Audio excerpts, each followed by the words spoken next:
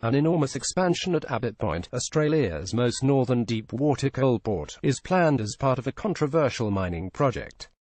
David Morris-Smith for the New York Times. Abbot Point, Australia, in a desolate corner of northeastern Australia, about 100 miles from the nearest town. A grassy stretch of prime grazing land sits above a vein of coal so rich and deep that it could be mined for decades. The Australian government is considering a proposal to build one of the world's largest coal mines in this remote locale, known as the Galilee Basin, where acacia and eucalyptus trees grow wild between scattered creeks. An Indian conglomerate, the Adani Group, has asked for a taxpayer-financed loan of as much as $800 million to make the enormous project viable, promising to create thousands of jobs in return.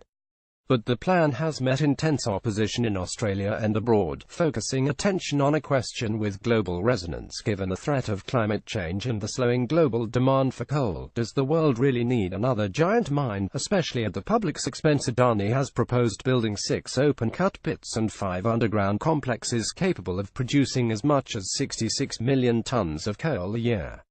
New infrastructure to support the mine, a rail line to the coast and an expanded port, would also make it economically feasible to extract coal from at least 8 additional sites in the Galilee Basin. That could more than double coal output in Australia, which already produces more coal than any other nation except China, the United States and India. About 88% of the 487 tons of coal mined in Australia is exported. Mick Derrick, Centre, a volunteer from the North Queensland Conservation Council, conducting a survey in Townsville, Queensland, about the proposed Adani coal mine. David Morris-Smith for the New York Times. For many environmentalists, what happens in this mining case is a test of the world's commitment to fighting climate change. Its failure would register as an unmistakable sign of an international shift away from the fossil fuels behind climate change. But if Australia agrees to subsidize the mine, even though several commercial banks have shunned it, the project would demonstrate the lasting allure and influence of the coal industry. How it can be constructed at a time when the whole world is committed to move away from fossil fuels is madness that most people just can't understand, said Geoffrey Cousins, president of the Australian Conservation Foundation. The project, known as the Carmichael Mine, has provoked strong resistance in part because of its proximity to the Great Barrier Reef, a natural wonder that is already dying because of overheated seawater blamed on climate change. Adani plans to deliver most of the coal to India on shipping routes that critics say would further damage the ecosystem of the world's greatest system of reefs. The debate over the mine has dominated headlines in Australia for months and fueled one of the most fervent environmental campaigns in the nation's history. Protests have grown in size and frequency, and polls show Australians who oppose the mine outnumber those who support it by more than 2. A group of Indigenous Australians is also challenging Adani's claim to the land. But Prime Minister Malcolm Turnbull supports the project, and it just needs financing to proceed. A government agency established to support private sector infrastructure investment is reviewing Adani's loan request, and the company has said it is also lining up money overseas. This is a tipping point, said Marie Dibler, a coordinator of the North Queensland Conservation Council, referring to the mine's role in the global campaign against coal. The Collinsville coal mine, the oldest in Queensland. Proponents of a new mine say it would bring thousands of jobs to Queensland. David Morris-Smith for the New York Times. Around the Galilee Basin, where a population of less than 20,000 is scattered across an area the size of Britain, opinion is divided. Bruce Curry, a cattle farmer who lives near the site and has traveled to India to investigate Adani's record, said he is worried the mine will drain too much groundwater, calling it yet another burden our small business has to bear. Several hours' drive north in Collinsville, one of the area's oldest mining communities, Roderick McDonald, 57, a retired miner, said Adani had come to the town promising to build mining camps and employ local people. From what I can hear and see, Mr. Adani's going to do nothing for this town, Mr. McDonald said, referring to Gautam Adani, the billionaire founder and chairman of the company. But others in the region are more hopeful. Mining accounts for as much as 7% of the Australian economy, and the northeastern state of Queensland, where the Galilee Basin lies, has suffered a downturn in recent years because of slowing demand for natural resources, especially from China. I need jobs for Queenslanders, said the state's Premier, Anastasia Palaszczuk, of the Adani proposal. Roderick McDonald, a retired miner in Collinsville, Queensland, From what I can hear and see, he said, the proposed coal mine project would do nothing for this town.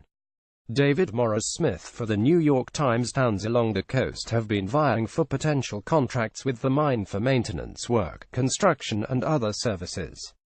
People are really rooting for this because of the economy, said Stephen Smith, a local union leader who started working in underground mines at 17. The Carmichael mine, he added, is offering that thing of hope for a better life, secure employment and better wages so people can live a reasonable life. Adani has said the project will create as many as 10,000 jobs in the region. But a consultant hired by Adani said the employment claim was overstated in court testimony given in a case where a conservation group was looking to block the mine.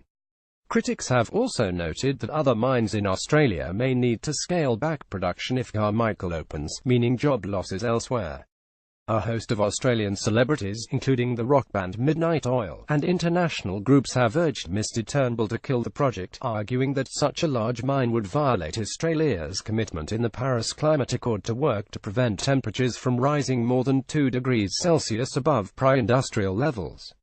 In April, Mr Turnbull met with Mr Adani and later told reporters that the mine will create tens of thousands of jobs, adding, plainly, there is a huge economic benefit from a big project of this kind, assuming it's built and it proceeds. If Adani and other mines in the Galilee Basin go ahead and reach maximum production, coal from the region would release as much as 700 million tons of carbon dioxide into the atmosphere every year, or nearly as much as Germany generates in emissions, according to a study by Greenpeace. Coal awaiting export at the Abbot Point port. David Morris-Smith for the New York Times. Australia has pledged to reduce its greenhouse gas emissions to 26% to 28% below 2005 levels by 2030, but the coal it sells to India and other countries would not be counted in its total. It is unclear if India even needs the extra coal. After years of big increases in coal consumption, the growth rate slowed last year as the nation has improved energy efficiency and shifted to solar, wind and hydropower. India's coal-fired power plants are running below 60% of capacity, a record low, experts say. That has raised questions about the economics of the Carmichael mine. Australia's 4 largest banks have publicly ruled out financing it, and analysts have argued that the mine would face stiff competition from local sources of coal in India and elsewhere. Globally, coal consumption actually decreased by 1.7% in 2016, according to a BP report on energy trends, leading the company to declare that the fortunes of coal appear to have taken a decisive break from the past. Critics worry Adani could default on the government's loan or flood the market, lowering prices worldwide and allowing coal to make a comeback as an energy source. The Adani Group's business record has also drawn scrutiny. The conglomerate, whose interests span natural resources, logistics, energy and agriculture, has faced allegations in India of environmental degradation, money laundering and bribery, but it has denied any illegal activity. Mike Brunker, a member of the Whitsunday Regional Council, supports the coal mine, viewing it as a potential creator of much-needed jobs in the area. David Morris-Smith for the New York Times. Adani leased about 460 square miles of land in the Galilee Basin nearly a decade ago. It can take 2 to 3 days to get to the site from the coast, with the last leg of the trip on unpaved roads. Surveying, soil testing and design work has begun, including on an airstrip, mining camp, access roads and the rail link, said Ron Watson, a spokesman for Adani Australia. Coal from the mine would be transported by rail about 240 miles through grazing land to Abbot Point, the nation's most northern deep-water coal port, which is already used to ship coal to China, Japan and South Korea. Adani has signed a 99-year lease of the port and plans an expansion that would allow it to double the amount of coal going through. For the air, the piles of coal and equipment at Abbot Point are a striking contrast with the turquoise waters of the Coral Sea. The closest coral of the Great Barrier Reef is just 12 miles away. A 30-minute drive southeast from Abbot Point is the seaside town of Bowen, where parts of the Nicole Kidman epic Australia was filmed a decade ago during better times. Now, the streets are dotted with for-sale signs beyond the main drag. We had miners living in the high parts of town, or the most expensive neighborhoods, said Mike Brunker, who represents Bowen in the Whitsunday Regional Council and is a supporter of the mine for the jobs it is projected to bring. That was the boom time. They had to leave, they had to go to other mines, or they've just gone broke. Further up the coast is Townsville, home to Adani's headquarters in Australia, where protesters sometimes congregate and residents exemplify the conflicts felt by many in the region. "You don't know what's good for us," one man snapped at an environmental activist conducting a survey recently. Not too long after, another resident told the activist, "I oppose the mine even though I applied for a job." A version of this article appears in print on October 15, 2017, on page A6 of the New York edition with the headline question: "Roiling Australia, does planet need more coal?"